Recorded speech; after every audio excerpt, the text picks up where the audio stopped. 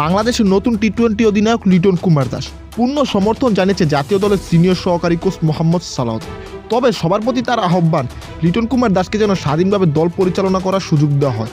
তার অধীনে বাংলাদেশ দল ভালো করবে, ধৈর্যহারা না হওয়ার আহ্বান জানিয়েছে এই দেশছেড়া কোচ। বাংলাদেশ দলের অধিনায়ক যিনি হন না কেন, দল খারাপ করলে ব্যর্থতার দায় তার কাঁধেই পড়ে, বললেন সালাউদ্দিন। এভাবে কাউকে দোষারোপ করবেন না, অধিনায়কত্ব করা এত সহজ নয়, কথাটি মনে করিয়ে দিলেন সালাউদ্দিন। তিনি বলেন, বাংলাদেশ দলের অধিনায়ক মানে পুরো দেশের অধিনায়ক, এটা আমাদের মানতে হবে। আপনারা হয়তো কাউকে অপছন্দ করতে পারেন, অনেকে অধিনায়কত্ব দিলে আপনাদের মাথা গরম হয়ে যায়। বাংলাদেশ দলের অধিনায়কত্ব করাটা বাইরে থেকে মনে হতে পারে অনেক সহজ, কিন্তু এটা করা অনেক কঠিন। অধিনায়ক হিসাবে যে ধরনের জিনিসগুলো দরকার বা দলকে উজ্জীবিত রাখার দরকার, সব দিক থেকে লিটনই খুব ভালো।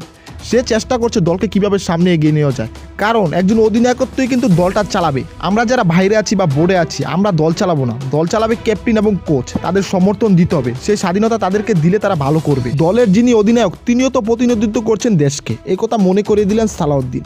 একজন লিডার কিন্তু দায়িত্ব দিয়ে বানানো যায় না, লিডারশিপ সবাই করতে পারে না। অধিনায়কত্ব যখন কেউ করে, সে কিন্তু পুরো বাংলাদেশের প্রতিনিধিত্ব করে, তার উপর অনেক চাপ থাকে, তাকে সমর্থন দেওয়াটা আমাদের নৈতিক দায়িত্ব। আপনারা মনে করেন বাংলাদেশের অধিনায়কত্ব করা অনেক সহজ, আপনারা আসলে ভুল রাজ্যে বাস করছেন।